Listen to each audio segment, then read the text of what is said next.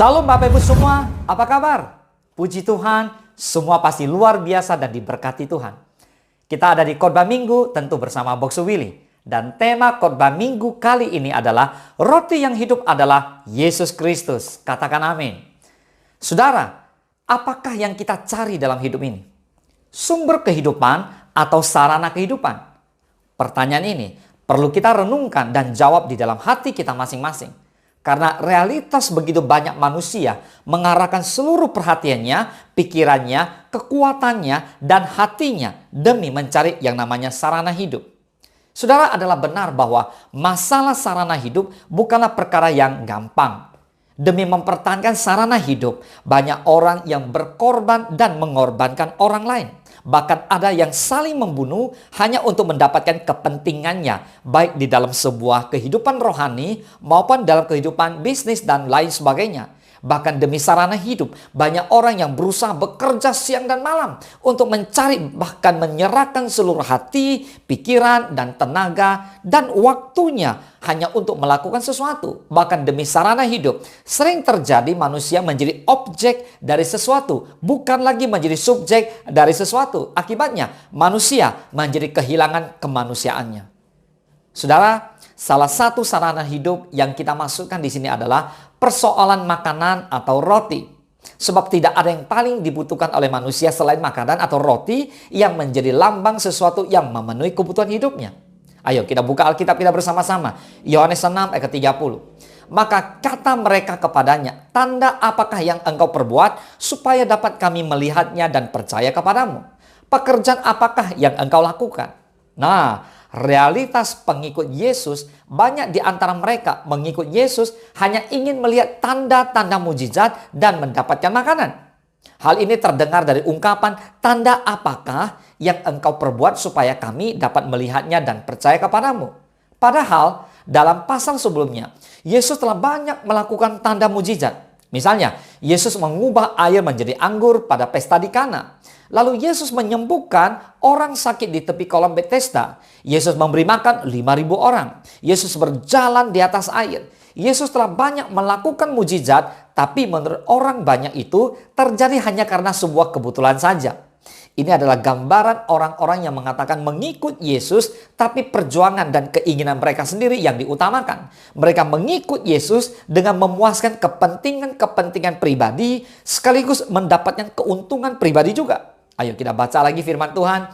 Yohanes 6 ayat 31 sampai 35. Nenek moyang kami telah makan mana di padang gurun, seperti ada tertulis, mereka diberinya makan roti dari sorga. Maka kata Yesus kepada mereka, aku berkata kepadamu, sesungguhnya bukan Musa yang memberikan kamu roti dari sorga, melainkan Bapakku yang memberikan kamu roti yang benar dari sorga. Karena roti yang dari Allah ialah roti yang turun dari sorga dan yang memberi hidup kepada dunia. Maka kata mereka kepadanya, Tuhan, berikanlah kami roti itu senantiasa. Kata Yesus kepada mereka, akulah roti hidup. Barang siapa datang kepadaku, ia tidak akan lapar lagi. Dan barang siapa percaya kepadaku, ia tidak akan haus lagi. Katakan amin. Lihat, Yesus tegaskan di ayat ke-33. Karena roti yang dari Allah ialah roti yang turun dari sorga dan yang memberi hidup kepada dunia. Katakan amin. Nah, sekarang kita lihat respon dari mereka. Mereka mengatakan begini, Tuhan, berikanlah kami roti itu senantiasa. Lalu Yesus menjawab mereka di ayat ke-35, akulah roti yang hidup. Barang siapa datang kepadaku, ia tidak akan lapar lagi. Dan barang siapa percaya kepadaku, ia tidak akan haus lagi. Lihat, mereka kembali meminta makanan gratis kepada Yesus dengan alasan bahwa dulu nenek moyang mereka selalu diberi makanan oleh Musa selama di padang gurun. Yang menarik bagi mereka adalah rotinya, bukan kepada Yesusnya. Nah, kemudian Yesus mengatakan dengan sangat tegas sekali, akulah roti hidup. Barang siapa datang kepadaku, ia tidak akan lapar lagi. Dan barang siapa percaya kepadaku, ia tidak akan haus lagi. Lihat saudara, Yesus meluruskan cara pandang mereka yang berusaha mengikut Yesus, bahwa yang sesungguhnya mereka butuhkan lebih dari makanan secara fisik, yaitu makanan rohani. Saudara, roti yang hidup adalah Yesus Kristus. Menerima Yesus Kristus sebagai roti dan hidup berarti hidup dalam keselamatan. Hidup dalam keselamatan berarti hidup berkelimpahan atau tidak kelaparan. Pertanyaannya, apakah benar hanya dengan datang dan percaya kepada Yesus, kita tidak akan kelaparan? Jawabannya, ya. Tetapi bukan berarti manusia tidak membutuhkan makanan lagi. Tetap butuh. Hanya saja dengan datang dan percaya kepada Yesus, manusia tidak lagi dikuasai oleh makanan. Hidupnya bukan lagi semata-mata untuk mencari makanan dan menjadi kenyang. Hidup tidak lagi sebatas kenyang, melainkan hidup untuk pekerjaan Allah. Dan kita menjadi rekan sekerjanya Allah. Menerima Yesus sebagai roti hidup juga berarti dengan Yesus kita akan selalu diyakinkan dan kita menjadi pemenang yang sanggup bertahan menghadapi serangan si jahat iblis dengan kegemerlapan duniawi. Tujuan si jahat iblis hanya satu, yakni memporak-porandakan kehidupan kita anak-anak Tuhan. Mencuri satu persatu berkat-berkat Allah dalam hidup manusia sehingga menimbulkan kekacauan. Misalnya rumah tangga yang tak kunjung harmonis. Generasi muda jatuh dalam cengkeraman narkoba dan penyakit sosial masyarakat lainnya. Ketidakpuasan akan apa yang dimiliki, perseteruan dalam pekerjaan, perpecahan dalam masyarakat, dan sebagainya. Saudaraku, apa yang kita perlu, apa yang kita mau di dalam dunia ini adalah sesuatu yang tidak akan pernah memuaskan kita. Apa yang Tuhan kasih adalah sesuatu yang pasti akan memuaskan kita. Tuhan kita bukan Tuhan yang tidak mengetahui kebutuhan fisik kita. Tetapi Tuhan rindu untuk memberikan satu keseimbangan yang penting supaya kita jangan sampai jatuh kepada sisi yang lain. Filipi 4:19 menjadi janji Tuhan yang harus kita pegang baik-baik. Katakan amin. Allahku akan memenuhi segala keperluanmu menurut kekayaan dan kemuliaannya dalam Kristus Yesus. Ada amin. Bukan Yesus tidak bisa, bukan Yesus tidak sanggup, bukan Yesus tidak mampu memberikan kamu apa yang kamu butuhkan. Dia bisa, dia sanggup dan dia mampu. Sebab dia adalah Allah yang penuh dengan kekayaan. Roti yang kita beli adalah roti yang hanya bisa memenuhi kepuasan hidup kita, hanya yang untuk sementara. Tetapi hidup kita tidak dapat dipatasi sampai di situ. Ada amin. Datang kepada Tuhan Yesus karena Tuhan Yesus adalah roti yang hidup itu. Barang siapa yang datang dan percaya kepada Yesus, ia akan kenyang dan tidak akan mati untuk selama-lamanya. Itu firman Tuhan. Yesus memberikan jawaban bagi kebutuhan manusia. Manusia membutuhkan sesuatu yang lebih penting daripada sekedar kebutuhan fisik berupa makanan, minuman, sehat, kaya raya, lancar di dalam dunia usaha, dan sebagainya. Manusia perlu satu kepuasan yang lebih dalam, yaitu kepuasan atas kehausan dahaga dari hidup rohani yang tidak akan pernah bisa dipuaskan dengan berapa banyaknya uang yang kita miliki di dalam dunia ini. Yang tidak akan pernah bisa dipuaskan dengan berapa banyaknya kekayaan yang kita dapat dari apa yang ada di muka bumi ini. Itulah sebabnya Yesus Kristus mengatakan kepada kita saat ini bahwa akulah roti hidup. Artinya Yesus Kristus adalah roti hidup itu. Katakan amin. Jadi saudara, roti hidup yang bisa kita konsumsi setiap hari adalah firman Tuhan yang kekal selamanya. Katakan amin. Pertanyaannya, apakah engkau lapar secara rohani pada hari ini? Lalu apa yang membuat rohani kita lapar? Jawabannya singkat dan sederhana. Selama kita mengisi hidup rohani kita dengan sesuatu yang tidak akan pernah memuaskannya, dia akan terus lapar dan dahaga. Kita pikir keamanan keselamatan hidup kita, kekayaan, sukacita, rumah yang besar, itulah yang bisa mengenyangkan rohani kita. No, jelas bukan.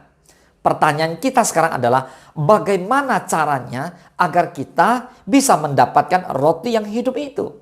Ada dua cara yang bisa kita lakukan agar kita mendapatkan roti hidup itu. Yang pertama, kita harus datang kepada Kristus. Dan yang kedua, kita harus percaya kepada Yesus Kristus Tuhan kita.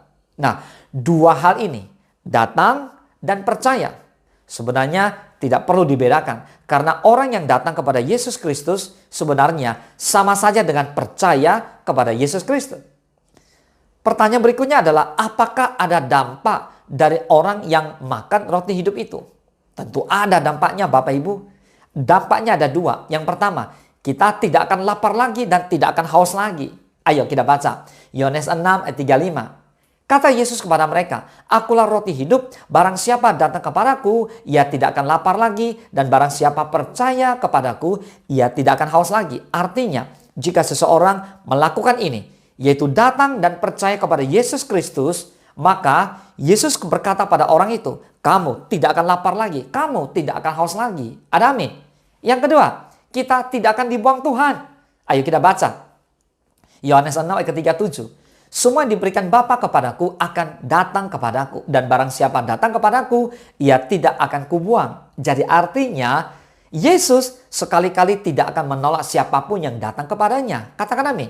Betapapun kotornya hidup saudara, asal kita mau datang kepada Yesus, maka Yesus berjanji untuk tidak menolak kehidupan kita. Ingat bahwa Yesus memang datang ke dunia untuk mencari orang berdosa, bukan orang benar atau orang berdosa yang merasa diri benar.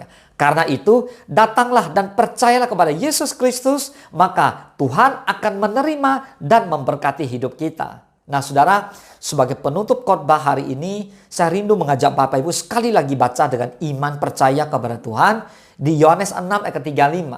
Kata Yesus kepada mereka, akulah roti hidup. Barang siapa datang kepadaku, ia tidak akan lapar lagi. Dan barang siapa percaya kepadaku, ia tidak akan haus lagi. Saudara, pada hari ini, Yesus berkata bahwa Yesus adalah roti hidup. Mari datanglah kepada Yesus. Maka saudara, kita akan mendapatkan kekenyangan yang sungguh-sungguh bagi rohani kita dan kita tidak akan lapar lagi. Mari saudara, carilah dan percayalah kepada Yesus Kristus, maka kamu akan hidup. Mencari Tuhan berarti mencari hidup. Menemukan Tuhan berarti menemukan hidup.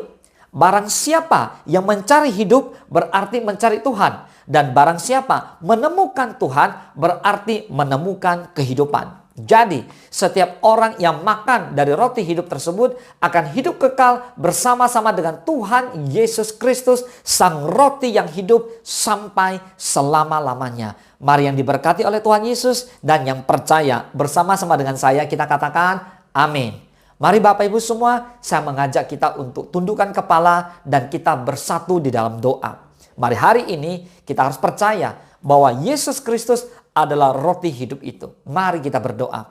Bapa di dalam surga, kami percaya Yesus Kristuslah roti hidup itu Tuhan. Bapa ajar kami untuk tidak hanya mempedulikan makanan secara jasmani, tapi justru yang kami butuhkan adalah makanan secara rohani. Tuhan, kami mau datang dan percaya kepada Yesus.